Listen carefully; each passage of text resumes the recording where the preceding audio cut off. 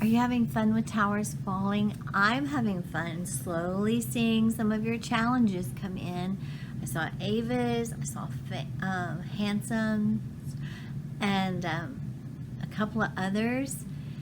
It's so much fun watching your engineering skills, and I love all of them. And Hanson even had something on his design color coded to represent the different people that were in the towers.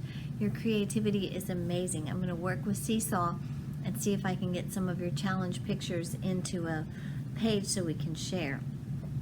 So today we're going to pick up right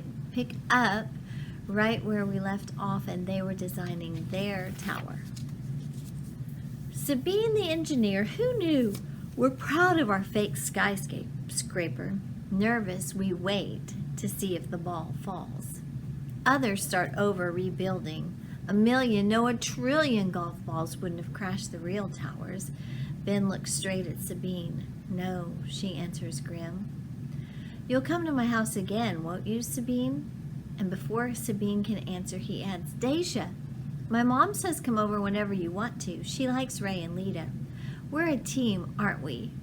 Ben sounds desperate, like he really and truly needs us. Sitting on the floor with a fake skyscraper, none of us say anything about sitting in Ben's room, about terrorists or tears, or the fact that me and Ben know deep inside that Sabine isn't always happy. We have our secrets. We're a club. We all know what made the towers fall. Me and Sabine know about Ben hurting and missing his dad. Ben and Sabine know I act tough when I'm frustrated. We'd all be lonelier without each other. I'd be the loneliest of all. Mrs. David stoops, her flats shiny, her hands on her knees. She stares at our skyscraper. You've won, she says. See, class, says Mrs. Davis, pointing. A strong foundation supports everything. Skyscrapers, engineers' dreams. It's amazing what people can build. We three grin, happy. The bell rings. We retreat back to homeroom. Deja, your pop is waiting for you outside. He's been here all day? Yes. Am I leaving? Miss Garcia knows what I'm asking. No, not now. At least I don't think so. Our principal is very good at explaining curriculum. Every generation has new things to learn. Like how the skyline changes. Miss Garcia gently squeezes my shoulder. We're all glad you're here, Deja. Principal Thompson wouldn't let you go without a fight. Neither would I. Thanks. I really, really mean it. I want to hug Miss Garcia, but I don't. Slowly, I stuff pencils, a notebook into a plastic grocery bag. I'm not sure I want to go outside. Maybe Pop changed his mind, and maybe he's lost again or sick. Kids rush from the classroom. Ben and Sabine are dragging behind. Slinging his backpack over his shoulder, Ben draws close. Sabine does too. And out of the blue, she squeals like she's had the best idea ever. Turkish Delight! My mother makes the best Turkish Delight. What's Turkish Delight, I ask. Dessert, Ben says. Better than brownies? Much better, says Sabine. We'll save some for Ray and Lita. Have a party at my house. Or mine, says Sabine. My friends don't mind that I don't say or mine, and that makes me feel better. I walk outside. Pop sits on the school steps, his elbows on his knees, his head in his hands. I tap on his shoulder. Pop? Deja. He wipes his cheeks and eyes. I don't ask why Pop's been crying. He might lie, or worse, tell me a truth I'm not ready to hear. Like I'm leaving the school. Pop pulls me down onto the step. Never minding kids are streaming past us. He hugs me, a rocking hug, like he did when I was little, when I used to fit on his lap. They saw Deja, Pop whispers. They saw through the windows. Everybody saw. Who? Principal Thompson? Miss Garcia? Miss Garcia was a student, a fifth grader. Her mother, all the parents came to pick up their kids. How awful, Miss Garcia, as old as me, seeing the planes hit in real life. Days, weeks afterward, there were ashes and paper bits from wallets and purses floating into the schoolyard. I tense with this new information. Pop squeezes me so hard, I think I might start gasping and coughing. And over his shoulder, I see students so polite. They waited until the street corner to stare back at me and Pop. I'm not mad. I'd stare too. Principal Thompson promised me you wouldn't see. No video, only photographs. Some things a child should never see. I don't tell Pop. I've seen the video. I wish I hadn't. Still, in a few years, I'll be in high school. Shouldn't I know terrorists flew planes into the towers? When do kids get old enough? As far as I can tell, even Pop isn't old enough. I pull back. Pop's eyes are wet again and he rubs his head. Pop must have seen it. We've never had a computer. There are library computers, but Pop doesn't like crowds. He didn't say children shouldn't know about some things happening. He said children shouldn't see. How does he know about what was seen? And it hits me. He was there before I was born.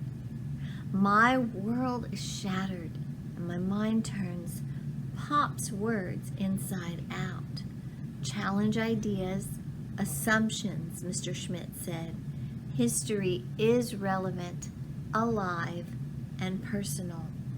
How come I didn't realize? Pop's history affects me. Remember the suitcase Pop has that no one is supposed to touch? Well, Dacia's a curious girl, isn't she? Because the next chapter, I think I have enough time on the video to read it. I do. It's called The Suitcase. I spy on the suitcase. It moves. I've never noticed before. Sometimes the suitcase is on its side, sometimes it's upright, sometimes it's pushed beneath Pop and Ma's bed. Sometimes it's on the bedspread or tilted against a wall. Pop must be opening the suitcase, not just getting ties, but maybe other things. Maybe he's looking in at what? Except for one time, I've never seen Pop touch the suitcase. It just moves like magic. A beige case with a lock and a handle and a thick, dark stripe down the middle. I can't sleep.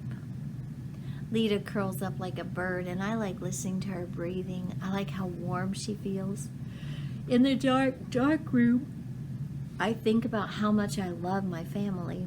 Ray has got to get to kindergarten. Ma has got to get some rest. Pop needs to feel better and get a job. I hear squeaks. Someone's moving, not sleeping, like me. I turn onto my stomach and peek above the pillow. I think it's Pop. His shadow is long as he pulls the suitcase from behind a box. He digs and grabs something from inside the box. He sits on the floor and the suitcase clicks. He's got a key, and I hold my breath. Pop's lifting items from the suitcase. He's crying and he's pressing his hands against his mouth. I flinch, even muffled. Pop's crying sounds wild. The last time I heard such a sound was when Mrs. Anderson's son was hurt. She was in the street holding Eddie. If Pop dropped his hands, his cries would fill up the whole room, maybe even the building, the entire block. What happened to Pop? What was he doing when the towers fell? Was he there? Saturday morning, Ma and Pop, Ray and Lita are going to the cafeteria for pancakes. The only food Avalon cooks right. though margarine and syrup help a lot. I'll catch up with you, I say, turning back to the room. I think the key is in the box. There's all kinds of junk inside it. Some belts, Pop's Yankees mugs, some t-shirts and underwear, and then my fingers touch it. I got it. A tiny key on a ring. Should Deja be doing this? Absolutely not. I snap the clasp, opening the suitcase, and I exhale. All I see are work clothes. 3 white shirts, excuse me, a couple of khaki pants, and the tie folded neat and clean. Black sock balls pressed into the bottom corners. I feel disappointed. No super clue. I lift the stack of shirts. At the bottom is a photograph. Pop's smiling with 3 guys. They're dressed in matching pants, shirts, and red and blue ties. Pop's looking straight at the camera, and he looks bright-eyed, mischievous like Ray. The guys have their arms wrapped about each other, holding tight like paper dolls. Beneath Pop's pants are sealed plastic bags. In one large bag is a walkie-talkie, melted on one side. Another bag has a flashlight. Its glass is cracked. Another bag contains a wallet crusted with dust. The last bag is filled with I don't know what, lumps of black and white and gray waste. I start to close the suitcase, but I open it again and I push my hand inside its top pouch. Another plastic bag. I'm trembling. A name tag. World Trade Center. James Barnes. I rush to put everything back in its place and snap the suitcase shut. I settle the key at the bottom of Pop's box. I am too stressed to think, and I run to the cafeteria. "What did you forget?" asks Ma, sliding me a tray. I stuff pancakes into my mouth, almost gagging on a huge portion. The too sweet syrup, my head is aching, tears are swimming in my eyes. My Pop survived 9/11. How many of you predicted that? I think a lot of you did. Here's the next chapter. It's called Sour. Turkish Delight. Sabine puts a square canister on the lunch table. Ben and me smell roses as soon as she opens the box. Take one. The pink powdered sugar squares are soft and chewy. This is better than store candy, I say. Delicious. Sabine grins. My mother will be so happy you like them. Ben bites. Edmund loved Turkish Delight. I wondered what it tasted like. Who's Edmund? Sabine and me giggle that we asked at the same time. A character in The Lion, the Witch, and the Wardrobe. Ben reads everything. I'll read it, says Sabine. Better ask your parents, it's pretty Christian. A Muslim can't read Christian stories. A Christian can't read about Muslims. Outraged, Sabine looks like a puffed cat. Sure they can, I just didn't want you to get in trouble. Sabine sighs. Father wouldn't mind. Father says sharing ideas is good. But he also says since 9/11, Muslims have to be careful. People think we're all terrorists. You're not a terrorist, swears Ben. Well, sometimes I get picked on for my scarf. It's Wednesday. Sabine's wearing blue. Whispering, head down, Sabine leans closer. When I'm at the store by myself, the cashier sneers at me and says, go back to Saudi Arabia. Sabine throws up her hands. Turkey's closer to Greece, 2 countries away from Saudi Arabia, a totally separate country. I want to ask, why Saudi Arabia? Instead, I grumble. People shouldn't pick on kids. Folks shouldn't pick on anyone, says Ben. All 3 of us pop another Turkish Delight into our mouths.